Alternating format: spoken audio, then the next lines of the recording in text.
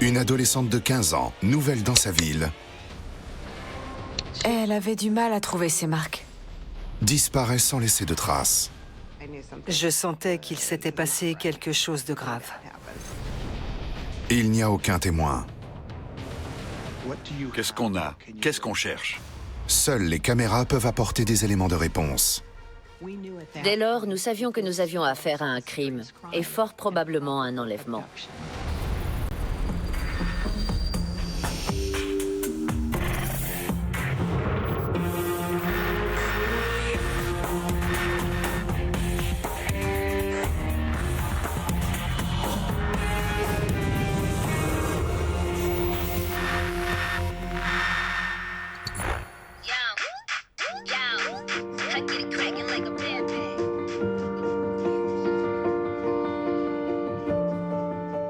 Sierra Lamar, 15 ans, est le rayon de soleil de sa famille.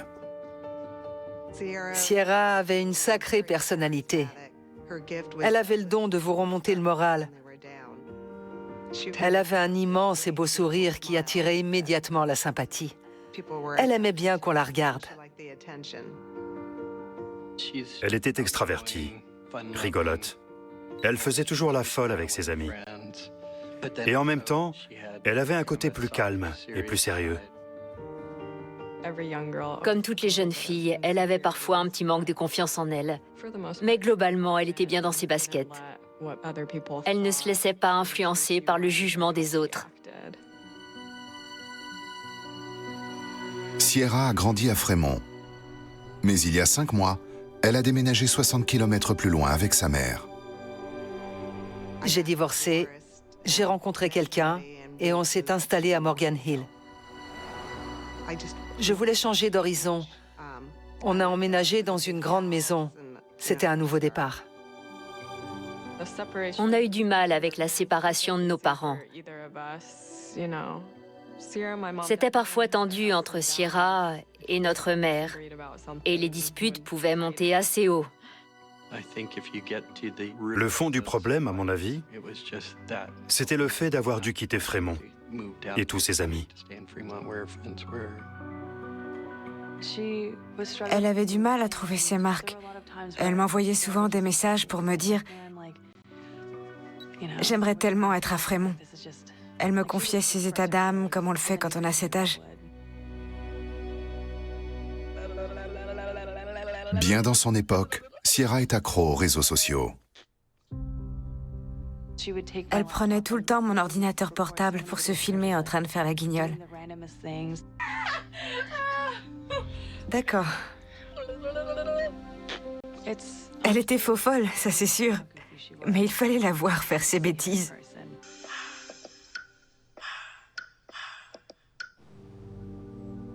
6 heures du matin, un vendredi. Marlène s'apprête à partir travailler. Elle est kinésithérapeute. Comme tous les matins en partant, je lui ai dit « je t'aime ». On était dans une nouvelle maison, dans une nouvelle ville. C'était important pour moi de lui montrer qu'elle n'était pas seule. Et je suis partie travailler. Elle n'avait que 150 mètres à faire après notre impasse pour prendre son bus. L'arrêt était au milieu des champs. Son lycée était à 5-10 minutes de route. Sa journée terminée, Marlène rentre chez elle. Comme à chaque fois, en sortant du parking, je l'ai appelée. En général, à cette heure-là, elle était en train d'attendre son bus devant le lycée. Et ce jour-là, elle n'a pas répondu.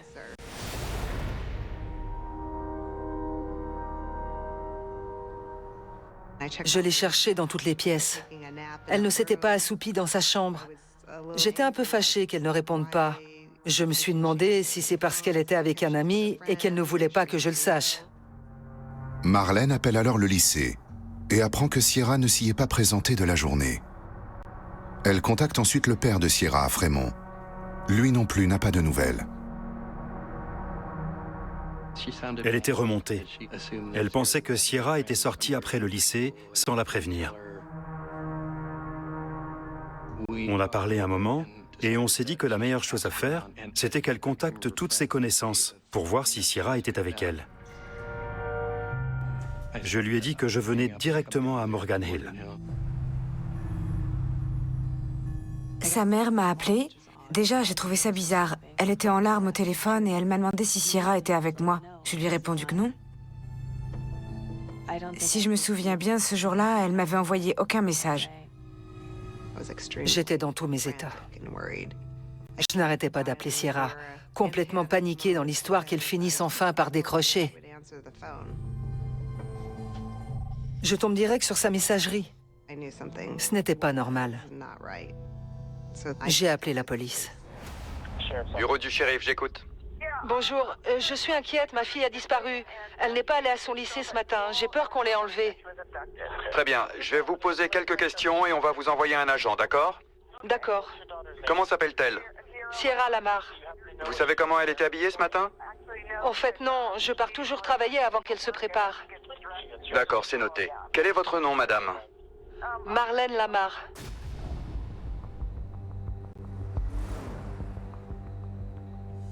On nous appelle très souvent pour des jeunes de 15-16 ans qui ont disparu. En général, ils se sont disputés avec leurs parents et ils sont partis chez un ami sans les prévenir. Même s'ils ne décrochent pas tout de suite, ils finissent par rappeler et rentrer au bout de quelques heures.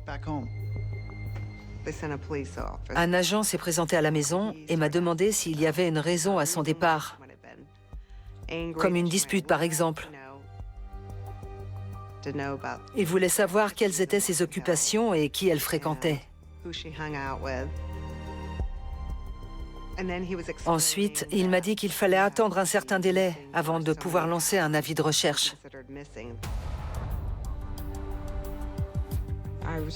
Moi, je me disais qu'elle était avec un garçon et qu'elle ne voulait pas qu'on le sache, qu'elle faisait sa rebelle.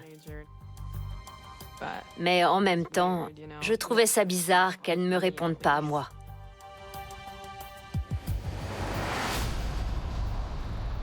Cela fait maintenant 24 heures que Sierra n'a pas donné signe de vie. Elle est officiellement portée disparue. La police quadrille le secteur et interroge les amis de la jeune fille.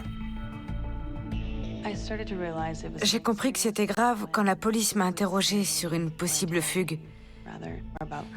Elle a tout de suite pensé à ça à cause de son mal-être depuis qu'elle avait déménagé.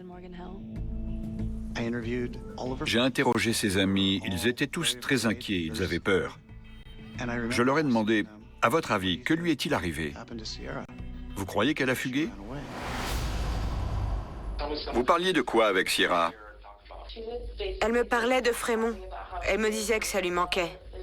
Elle m'avait raconté aussi que sa mère la forçait à éteindre son portable la nuit et qu'elle était assez sévère avec elle.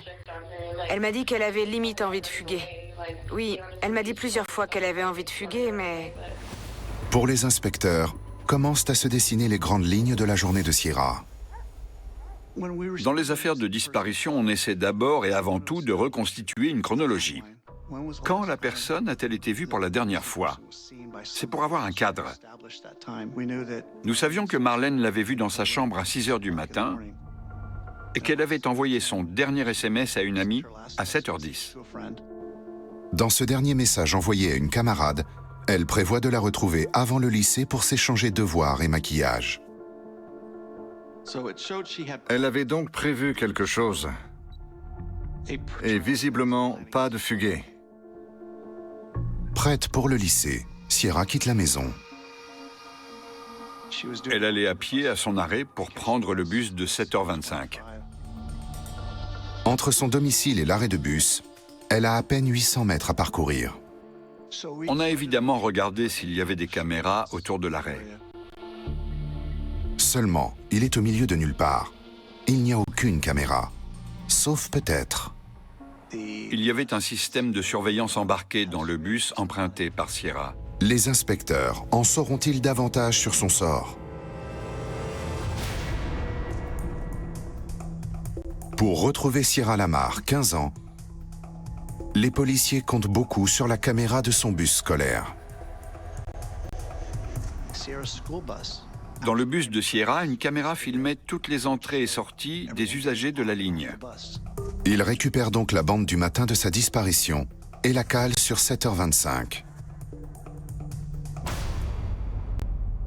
L'heure à laquelle Sierra était censée le prendre.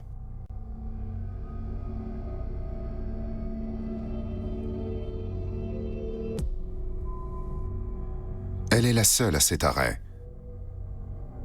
Et pour l'instant, on ne la voit pas. Il bascule sur la caméra intérieure à l'approche de son arrêt. Le bus fait halte aux environs de 7h25. Pas de Sierra nulle part. Elle n'est jamais arrivée à cet arrêt. Elle n'a pas été prise en charge.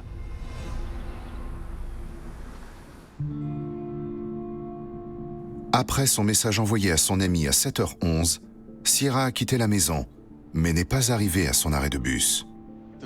Les images du bus confirment que Sierra n'est pas montée à bord. Ça nous donnait une fourchette de temps entre le moment où sa mère est partie travailler et l'heure à laquelle elle aurait dû prendre son bus. Les agents utilisent toutes leurs ressources pour retracer les mouvements de Sierra.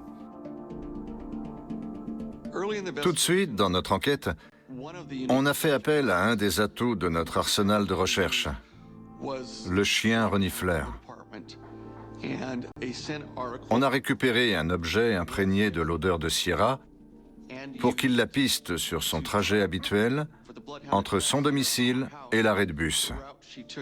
La piste s'est interrompue juste avant l'arrêt. La seule explication à cela, c'était qu'elle soit montée dans un véhicule. Le chien ayant perdu la trace de Sierra, les inspecteurs espèrent que son usage des réseaux sociaux leur indiquera peut-être où elle est. On m'a demandé si elle était active sur les réseaux sociaux et j'ai répondu oui. On m'a demandé lesquels. Et j'ai répondu les deux plus connus. C'est fou la quantité d'informations qu'on laisse filtrer sur les réseaux sociaux. Surtout quand on a 15-16 ans. On y confie toute sa vie. Sierra Lamar s'est réveillée, elle s'est préparée pour aller au lycée, et vers 7h du matin, elle s'est prise en photo sur son ordinateur. Elle la poste sur les réseaux sociaux. Ce sera la toute dernière image de la jeune fille. Qu'est-ce qu'on a? Qu'est-ce qu'on cherche? Là, on avait une photo de Sierra avec la tenue du jour où elle a disparu. On savait donc exactement comment elle était habillée. Les faits prenaient de l'ampleur. On avait une image d'elle sur les réseaux sociaux, prête pour sa journée avec un sweat des Sharks. Et puis, plus rien. Peu après 7h ce matin-là, Sierra cesse brutalement toute activité sur les réseaux. C'était une jeune fille qui passait sa vie sur les réseaux sociaux. Ce silence aussi total était forcément inquiétant. La police croit de moins en moins à la fugue.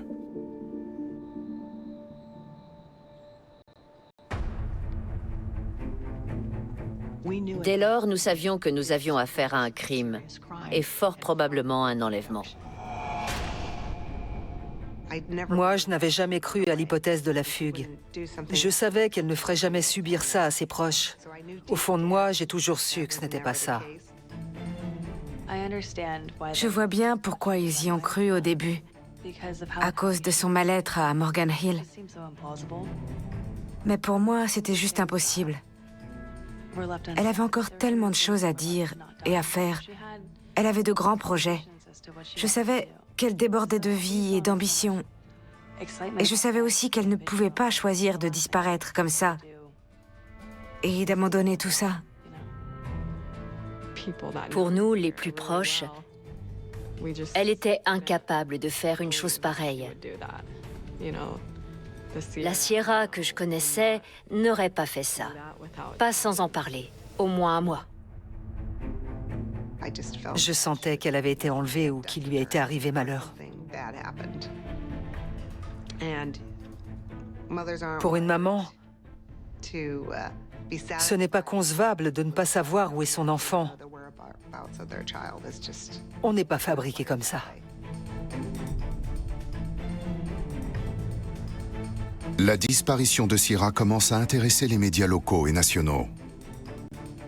On ne peut confirmer ni la fugue volontaire, ni le crime. Elle ne laisserait jamais ses amis sans nouvelles. Elle ne ferait jamais ça. Elle ne voudrait pas qu'on souffre autant. Le soutien des médias est très important dans une enquête. Ils divulguent des informations qui peuvent permettre d'en recueillir d'autres. Il fallait tout tenter pour résoudre l'affaire et retrouver Sierra. Les médias diffusent l'information, tandis que la police entame une fouille à grande échelle dont l'épicentre est le foyer de Sierra. On sait par les statistiques que les premières heures sont cruciales dans une disparition. Dès le samedi, on avait 300 représentants des forces conjointes pour fouiller la zone. Policiers et civils participent à la battue. De leur côté, les inspecteurs suivent des pistes potentielles. En l'occurrence, on avait quelques 250 délinquants sexuels répertoriés dans un rayon de 8 km autour du domicile de Sierra. Il faut les retrouver et tous les interroger. On avait, je crois, une vingtaine d'équipes de 2 agents. On a commencé par un premier cercle d'1 kilomètre qu'on a élargi d'1 kilomètre au fur et à mesure. On a contacté tous les délinquants qu'on a pu retrouver. C'est une impasse. On les a tous écartés. Leurs défaits ne cadraient pas. Ils avaient tous un alibi solide. Quinonez reçoit alors un appel qui va ébranler l'enquête. J'ai décidé de leur parler de mon inculpation et de ma condamnation.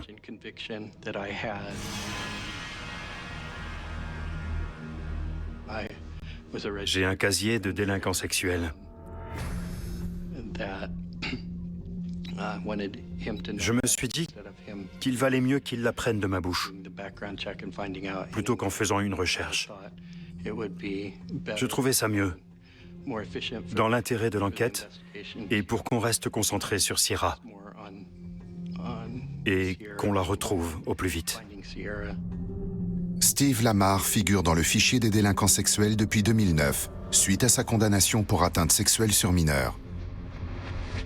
Il a à l'époque écopé d'1 an de prison. Et il cherchait sa fille. Et il a pleinement coopéré à tous les stades de l'enquête. Ça nous a facilité la tâche et on a pu ainsi vérifier son alibi. Il est ainsi confirmé que Steve était à son travail 30 km plus loin le jour où Sierra a disparu. Il est donc éliminé de la liste des suspects. Comme le reste de la famille et les amis de Sierra à Fremont, il fait tout son possible pour la retrouver. Je voulais retrouver des indices, n'importe quoi. Mais je ne voulais pas retrouver Sierra si... J'espérais encore qu'elle soit vivante à ce moment-là. Reviens, s'il te plaît. On n'est pas fâchés. On a tous envie de te voir.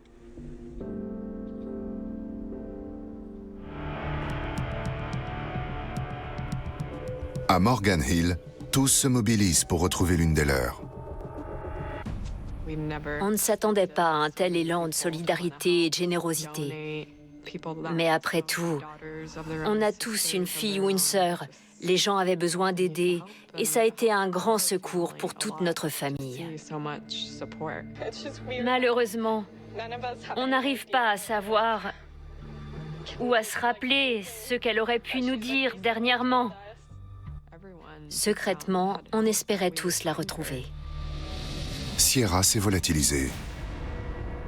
Soudain, à 3h45 ce samedi matin, son téléphone s'anime. Son portable bornait par intermittence à côté d'une antenne relais à environ 1,5 km du domicile de Sierra. Ça durait 1 seconde et il se rééteignait. Qu'est-ce qui nous échappe? Est-ce que c'était Sierra qui essayait de rallumer son téléphone ou son ravisseur qui tentait de le lui arracher?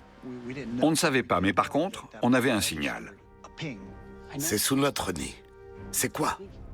L'antenne relais ainsi activée n'est en fait qu'à 800 mètres au nord du domicile de Sierra. Des équipes de fouilles y sont immédiatement dépêchées.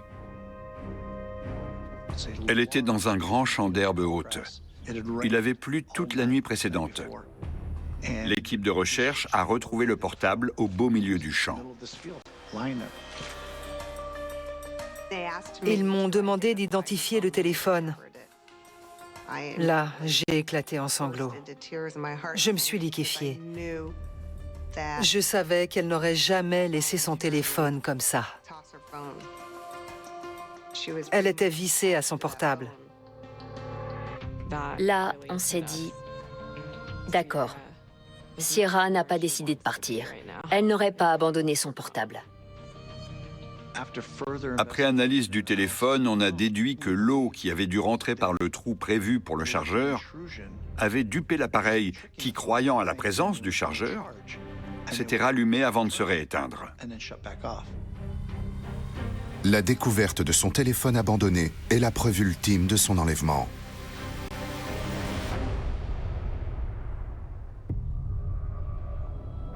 Les inspecteurs réexaminent les images du bus scolaire pour trouver de nouveaux éléments. Vous avez une jeune fille de 15 ans qui effectue toujours cette distance à pied du lundi au vendredi. Ça se remarque, et pour un prédateur, une information précieuse. Si Sierra est suivie, son ravisseur apparaîtra-t-il à l'écran? Sierra Lamar, 15 ans, a disparu depuis plus de 30 heures. La police épluche les images de son bus scolaire pour prouver qu'il y a eu enlèvement. Elle commence par la veille de sa disparition. Le bus arrive à 7h25. Sierra est là avec ses tennis rouges. Les portes s'ouvrent et Sierra monte. Elle dit bonjour, discute un peu avec le chauffeur. Elle s'assoit et le bus redémarre. Une ado normale qui prend son bus, comme tout le monde. Elle dit bonjour et elle est très avenante. Vraiment rien de particulier ne m'a choqué. Les inspecteurs font alors avance rapide jusqu'à 15h15, quand Sierra rentre du lycée. Quand elle descend, tous les passagers du bus lui adressent un petit mot. Au revoir, Sierra! Au revoir, Sierra. Fais attention à toi! Ils se disent au revoir, une journée tout ce qu'il y a de plus banal. Ils visionnent les images des autres jours de la semaine pour voir si elle a été suivie.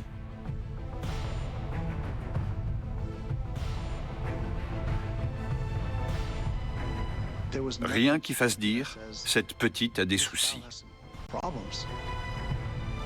Personne ne semble la suivre. La police n'a pas de piste.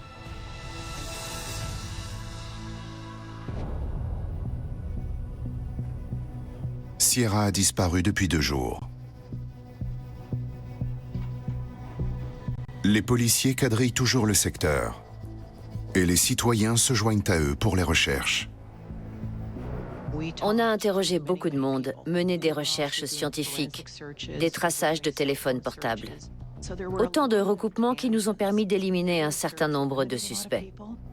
Soudain, une équipe de fouilles fait une découverte.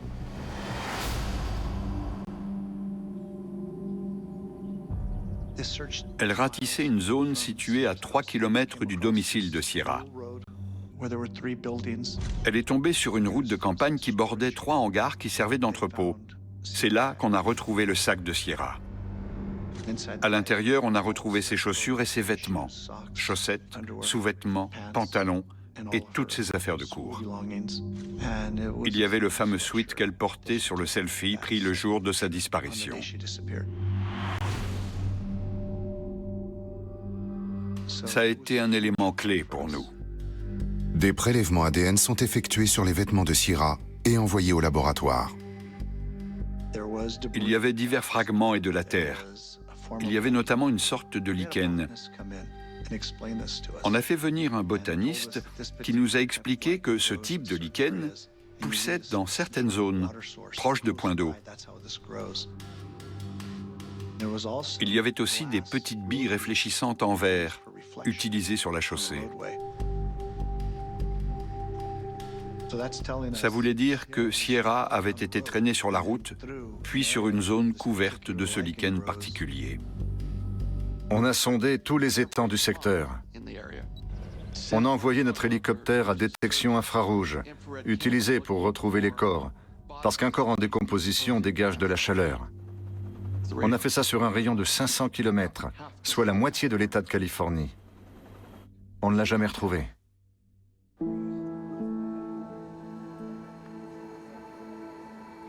La famille de Sierra organise régulièrement des veillées. Je gardais espoir. Je refusais de croire que ma fille était morte.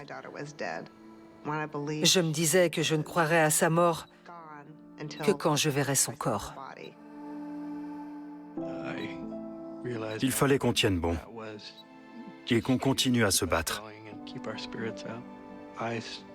Moi, j'avais toujours espoir qu'elle débarque, comme ça, avec une explication. On se sent impuissant et incrédule aussi. Est-ce bien vrai? Pour moi, Sierra était toujours là, quelque part, détenue par quelqu'un.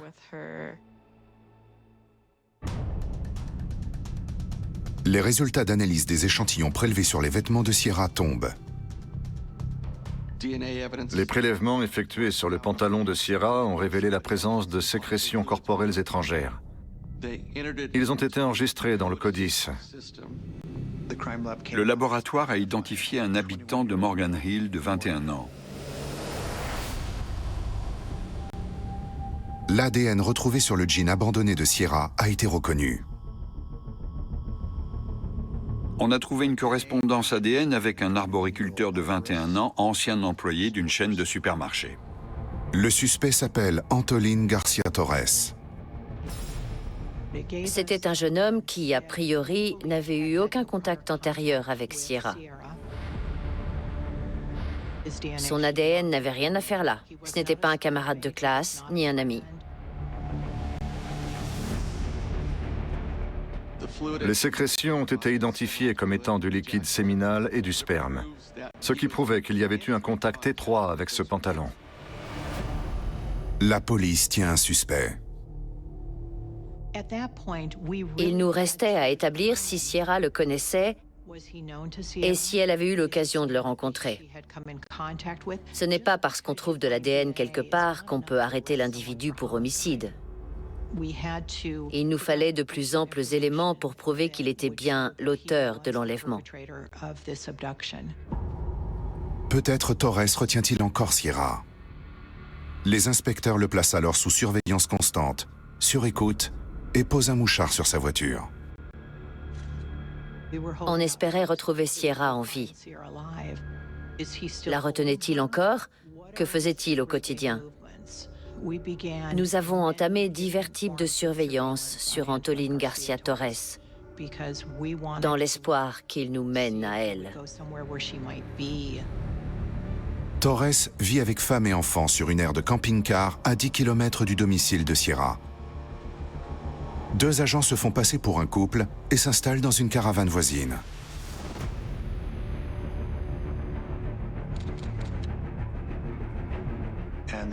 Ils ne l'ont pas quitté d'une semelle. Ils espéraient que Sierra soit toujours en vie et qu'il les mène à elle. L'aire de camping-car où réside Torres leur fournit une information supplémentaire. Il se trouve que le fameux camping avait une caméra qui filmait les entrées et sorties des véhicules. Cette seule caméra couvre l'entrée du parc. Les inspecteurs remontent au matin du 16 mars. Le jour de la disparition de Sierra.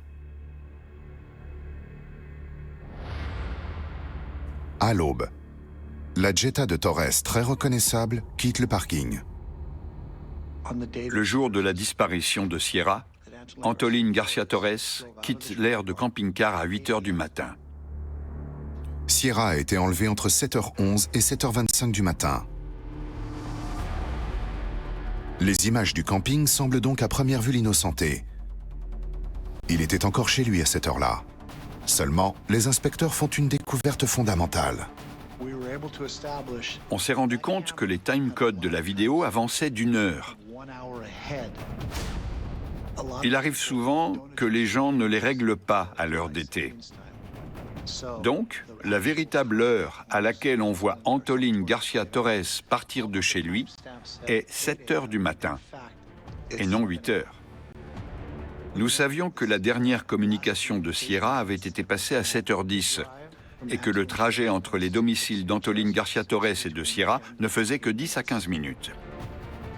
Il était donc pile dans le secteur de l'enlèvement de Sierra au moment où celle-ci sortait de chez elle pour aller prendre son bus. Il avait un travail, mais grâce à sa carte de pointage, on a su qu'il n'avait pas travaillé ce vendredi-là. Il est quand même parti à 7 heures comme s'il allait travailler. Avance rapide jusqu'au retour de la voiture de Torres.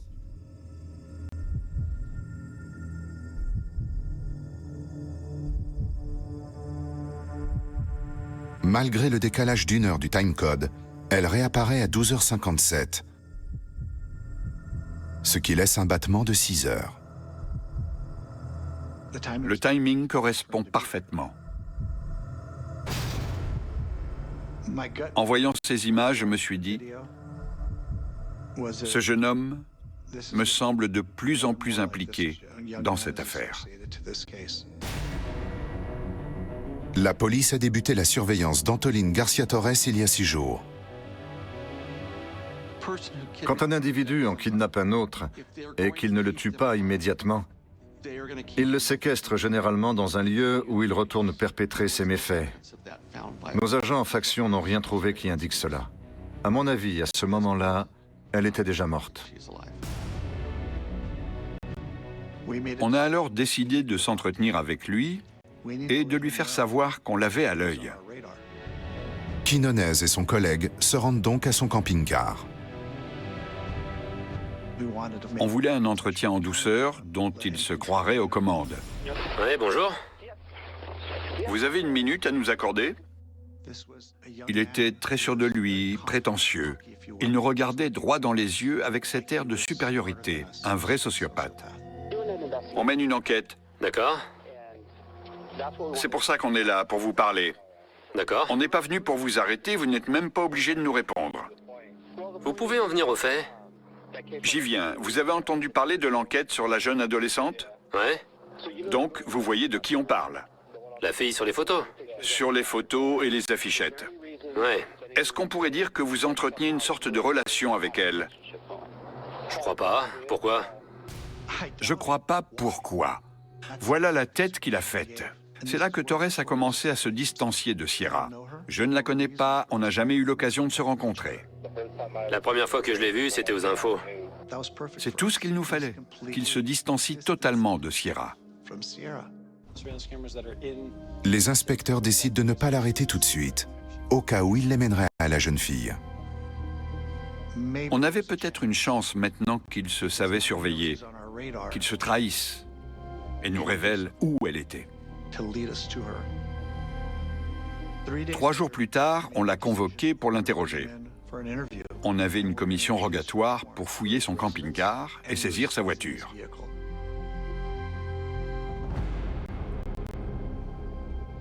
C'était une autre chanson maintenant. Il n'avait plus le droit de partir. Je lui ai lu ses droits, il les a bien compris et il a accepté de nous parler. Il décide dans un premier temps de le mettre à l'aise pour en tirer un maximum d'informations. Qu'avez-vous comme véhicule? J'en ai qu'un. Un? Ouais. La Jetta? Ouais, c'est ça. Alors, parlez-moi de l'affaire. Qu'est-ce que vous en savez? Qu'est-ce que vous avez vu? Pas grand-chose. Ce qu'ils ont dit aux infos, qu'elle a disparu et qu'on a retrouvé son téléphone et son sac. On a continué à lui poser certaines questions pour voir comment il allait répondre. Au final, je l'ai trouvé très arrogant. C'est quelqu'un de très arrogant. Les inspecteurs lui demandent alors son emploi du temps détaillé le jour de la disparition de Sierra. Je vais vous demander ce que vous avez fait ce vendredi 16 mars. Le 16 mars, Oui. je suis allé à la pêche. Je suis parti de chez moi sur les coups de 7h10, 7h20 et je suis arrivé là-bas vers 8h. Ensuite, je suis allé encaisser un chèque et je suis passé à la station essence. Le jour de la disparition de Sierra, vous avez dit avoir quitté votre domicile à 7h01. Ouais, il était 7h, 7h10. Vous avez déclaré avoir pris la route tout de suite à allure modérée. Vous avez passé Live Oak Avenue et vous vous êtes dit « Zut, c'est là que je dois tourner ». Vous avez tourné sur Palm Avenue. C'est logique, somme toute. Les déclarations d'Antolín García Torres le plaçaient au beau milieu de la scène de crime, à l'endroit même de l'enlèvement de Sierra Lamar, au moment exact des faits. Comme on le pensait, il l'a reconnu. Quinones maintient la pression sur Torres. Je lui ai demandé, on aurait une raison de trouver votre ADN quelque part? Ah, c'est assez gênant. Il nous a sorti qu'il était un peu gêné.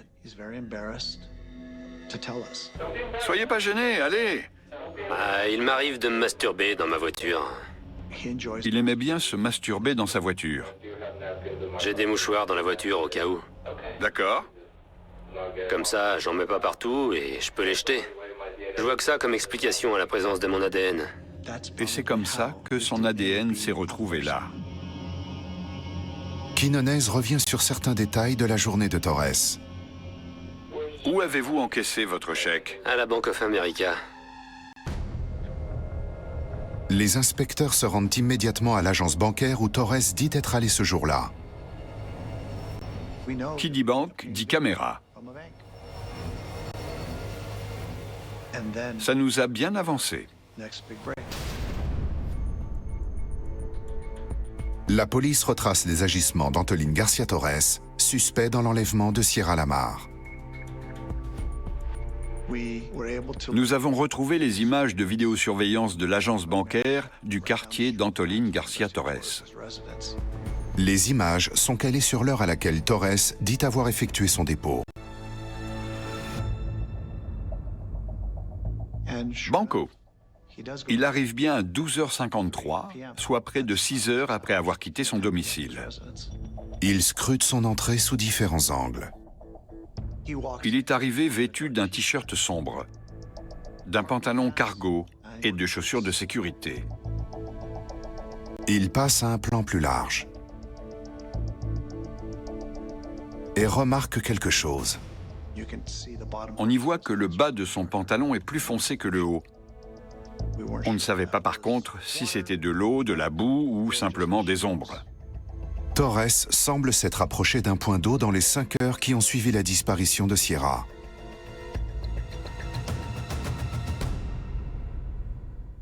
C'était un élément tout à fait crucial qui confirmait ce qu'on pensait depuis un moment, à savoir que Sierra se trouvait près d'un point d'eau. Les inspecteurs en apprennent davantage sur le passé de Torres. Avec cette correspondance ADN, forcément, on a fait une recherche sur l'individu. On a notamment découvert qu'il avait travaillé au supermarché Safeway de Morgan Hill. Quelques années avant l'enlèvement de Sierra, 2 femmes ont échappé de justesse à des tentatives d'enlèvement dans un centre commercial de Morgan Hill. 2 affaires jamais résolues. Le suspect n'a jamais été identifié. Torres y travaillait justement à l'époque. Ça a fait tilt dans nos esprits. J'ai alors retrouvé un portrait robot publié sur le site internet du journal local. Et là, je me suis dit, mais c'est lui. Le portrait robot était tellement ressemblant. On a donc rouvert ces enquêtes. On est allé voir les victimes. On avait aussi une preuve. Dans une des affaires, il avait fait tomber son pistolet électrique. Il avait tenté d'utiliser son pistolet à impulsion électrique pour immobiliser sa victime et il l'avait laissé tomber sur place. On a ouvert le boîtier de la pile et on a trouvé une empreinte digitale sur la pile. Sauf que c'était une empreinte partielle, ou en tout cas, pas de qualité suffisante pour être enregistrée dans notre fichier. Torres, clairement identifié comme suspect, les experts comparent à nouveau l'empreinte digitale. C'est comme ça qu'ils ont trouvé une correspondance entre l'empreinte partielle et celle d'Antolín García Torres. Torres serait donc un prédateur en série. En rapprochant les affaires du supermarché et celle de Sierra Lamar quelques années plus tard, j'ai noté une certaine progression de sa part. Je me suis dit qu'on ne pouvait pas le laisser recommencer. Les preuves s'accumulent et le résultat de l'expertise de sa voiture tombe.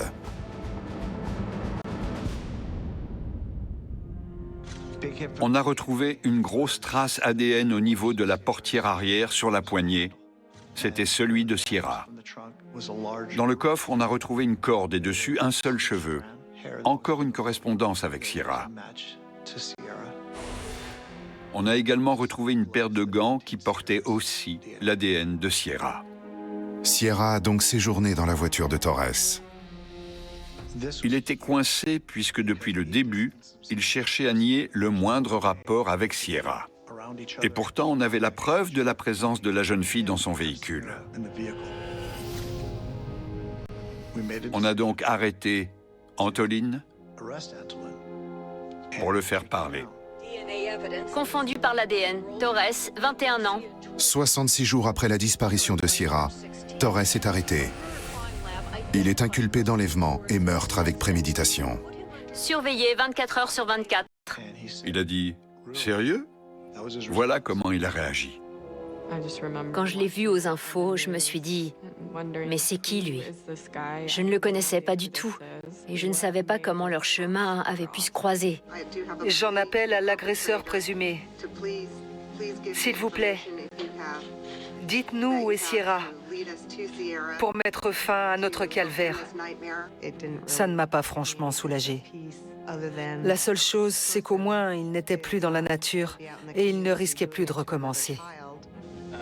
On voudrait que Sierra retrouve les siens. On croyait qu'on allait enfin savoir où était Sierra et avoir les réponses à nos questions. Seulement, Torres ne dit rien. Alors, les policiers ne peuvent que supputer sur le sort de Sierra. Il a très certainement observé ses mouvements quotidiens avant de l'intercepter avec sa voiture sur le chemin du bus. L'affaire a été portée devant les tribunaux et un jury. Il a été condamné pour meurtre, malgré l'absence de corps. Torres est reconnu coupable de meurtre avec préméditation, ainsi que de 3 autres tentatives d'enlèvement. Il est condamné à la prison à perpétuité, sans possibilité de remise de peine. Je n'ai pas le moindre doute quant à la culpabilité de cet homme. Pas le moindre. Les caméras de surveillance nous ont grandement aidés à résoudre cette enquête.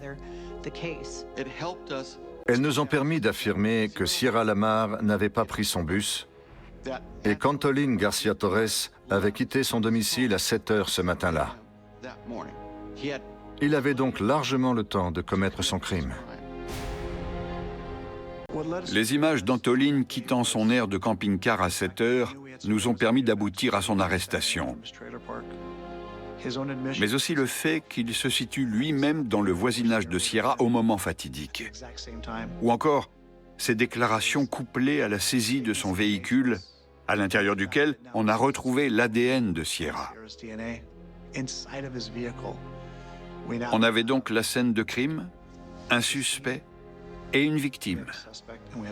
Et on a réussi à faire le lien entre les trois. C'est un faisceau concordant. Torres n'a jamais révélé l'emplacement du corps de Sierra. C'est une victoire d'avoir pu neutraliser ce prédateur. Mais elle est amère car on n'a pas retrouvé Sierra. On ne sait pas ce qu'il a fait d'elle, il ne veut pas nous le dire. Il n'y a que lui qui sait. Je pense qu'il ne dira jamais rien. Pour moi, il n'a pas de conscience. Pourquoi nous ferait-il cette faveur? Il n'a aucun bénéfice à en tirer.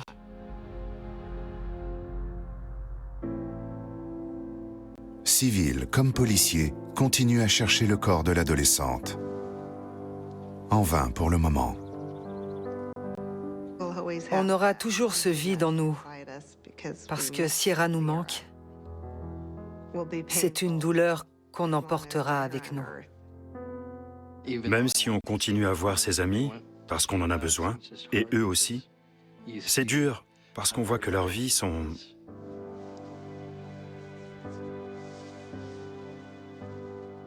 On se demande toujours ce qu'elle serait devenue et ce qu'elle aurait accompli dans sa vie. Un jour, j'ai regardé sa photo, j'ai vu son sourire apaisé et j'ai eu la réponse que je cherchais. J'ai su qu'elle ne souffrait plus, qu'elle était passée à autre chose et qu'elle n'était plus de ce monde. Sierra aurait eu 24 ans cette année. Je suis sûre qu'elle aurait été la super nana qu'elle a toujours été. Personne n'arrive à me faire rire comme elle.